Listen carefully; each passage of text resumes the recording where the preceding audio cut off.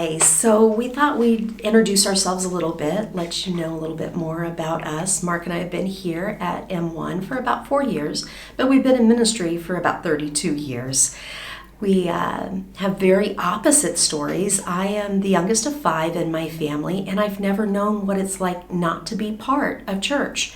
I grew up just outside of Topeka and attended Topeka First Assembly all of my life, and it was at Topeka First that I was not only introduced to Jesus, that I was baptized, but I was also called into ministry at a very young age, probably around age 9 or so, and began to prepare to go to Bible college. Thought God had placed a call in my life for missions, and so began to prepare for a track at Central Bible College for a missions degree. Unfortunately, getting a missions degree is not the cheapest thing, and I ran out of money about 2 years into it, and so I switched to a nursing degree, thinking I would be a medical missionary.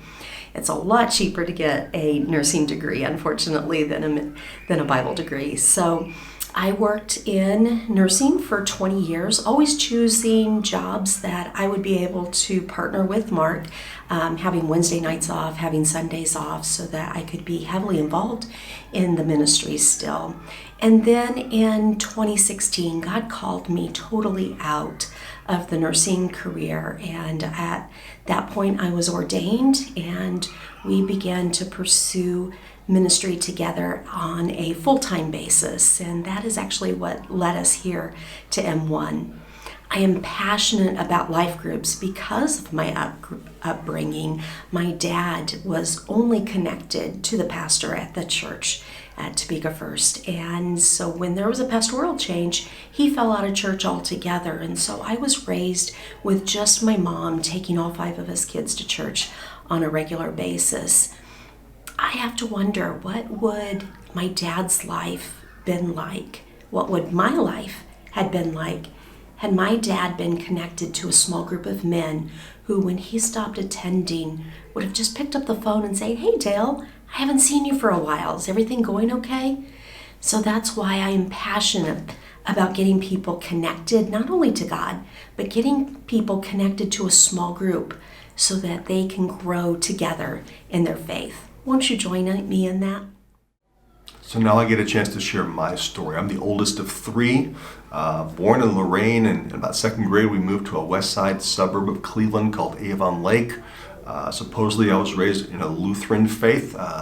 Never really went, don't have any memories, not even at Christmas or Easter going to church. But around 7th or 8th grade I went through some things called confirmation classes, and then never went back to church until a friend after high school invited me to the church that he was attending. I went down to the altar, got saved, and gave my life to Christ. And that was in 1985, and it happened to be an Assembly of God church. From there, I finished up my 2-year degree in business, and then sensed God's call into ministry. Went off to Bible college at Central Bible College in Springfield, Missouri. And that's where Sarah and I met, was there.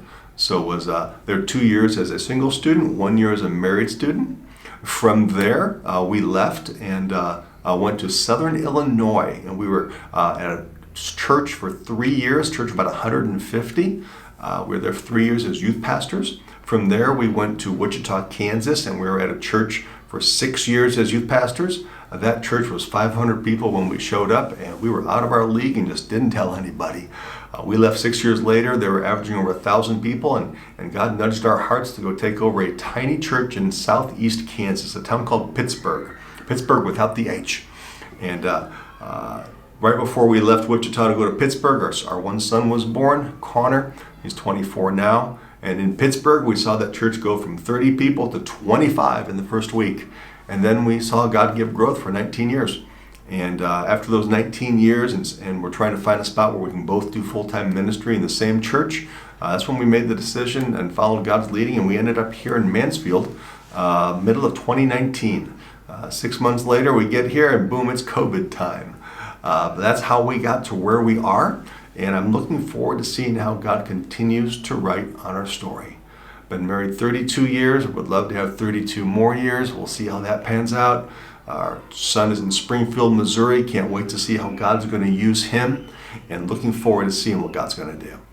Thanks for listening to my story.